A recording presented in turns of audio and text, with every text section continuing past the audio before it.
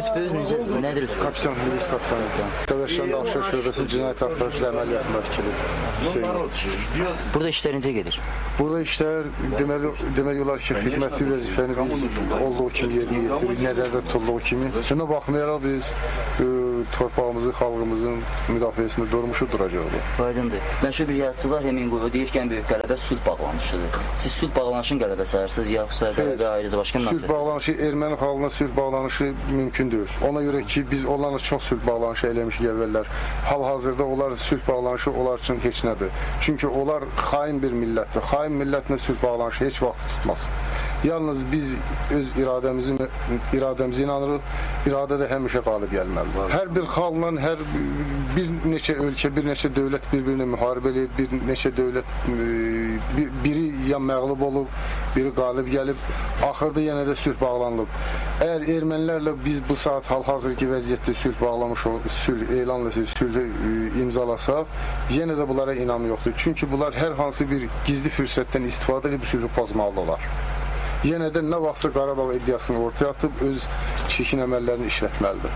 Ona görə də hər hansı bir belə necə deyərdik ki, heç ağla batmayan bir xırda bir dövlət ya böyük bir dövlətlə sülh bağlamaq olar, erməninin sülhünə də inanmaq olmaz, erməninin sözünə də inanmaq olmaz, erməninin ümumiyyətlə onlar neçə deyir ki, müsəlman bir söz, onların çörəyi dizinin üstədir. Hardansa bir belə bir necə deyərdik ki, bir yaratmalıdır da özü üçün ki, amandır yenə məni qırdılar.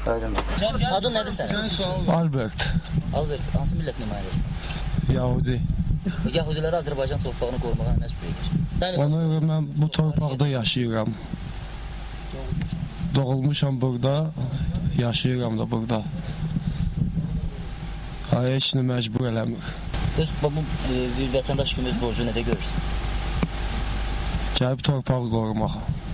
Nə qədər təxminən qalmağı niyyətindəsən? Müharibənin axırına kimi.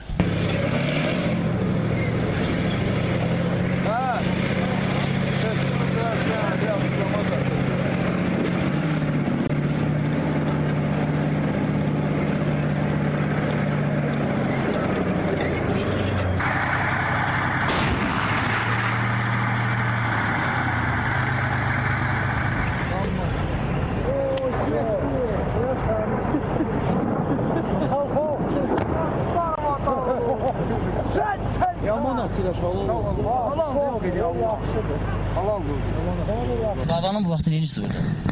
Fasilə edirik. Fasilə edirik. Fasilə vaxtları belə tez-tez olur? Xeyr, tez-tez olmur. Raqib bəy, nə vaxtdan da burada xidmət edirsən? Xahiş edirəm mənə bəzət deməyəsən. Mən o bəy sözündən xoşum gəlmir. Düşün? Çünki heç bir bəyin mən eşitməmişəm ki, bəylərin anası bacısı əsir olsun. Ona görə də mən o sözdən xoşum gəlmir. Bu saat sənin ürəyinə nə keçir? Nə keçəcək? Müharibənin qutarım qayıdım evə. Sənin ürəyinə nə keçir? Mənim də həmçin. Allah arzunuza çatırsın. Cəmaatımız hamısı bilməlidir ki, qeyrətli olanlar vuruşur da.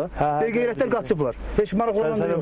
Səhərs gün bizə yox, mən sənə açığını deyirəm sənə. Səhərs gün mən yenə gələcək nəslin qabağında cavab verməyə mənim imkanım çatır ki, ölərəm burada qalaram məsələn.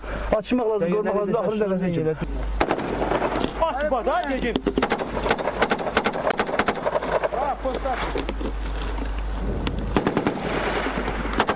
Aç yapma, posta atma da dedim. Uşaqlar da yığılmışdı.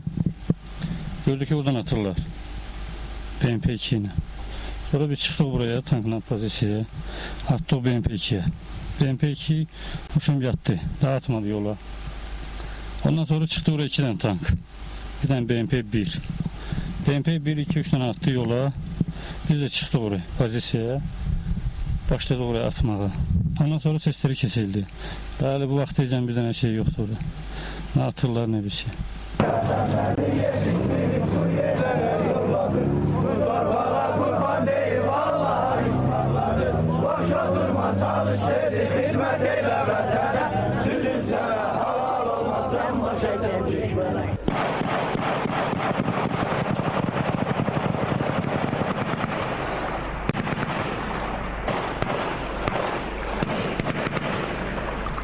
Ağın altında var.